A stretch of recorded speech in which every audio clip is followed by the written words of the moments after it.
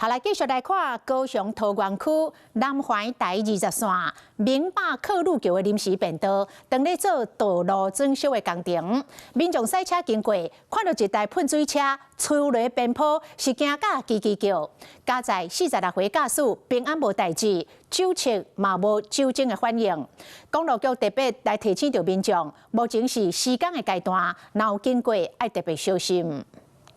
有人车驶伫南环车顶的人客甲驾驶有讲有笑，录影记录一个车窗外的画面，结果想袂到。险啊！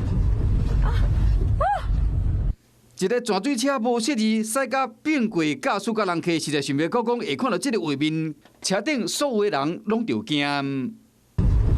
代志发生伫昨下晡2点半左右，这是南环台20线明霸克路桥的临时便道，要伫修理路46岁姓林的泉水车驾驶伫作业中无设置驶甲并车，加载人无啥要紧。了解是林姓驾驶员因驾驶洒水车不慎滑落边坡，因眼无受伤，经酒测亦无酒精反应，林民表示要自行处理。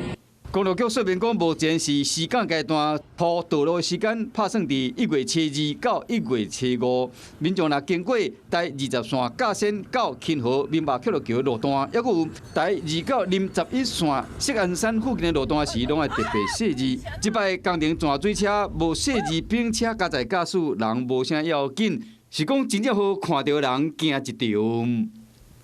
Hello， 大家好，我是林依文。想要抢先掌握最及时的新闻资讯吗？赶快订阅、按赞、开启小铃铛，锁定华视新闻的 YouTube 频道。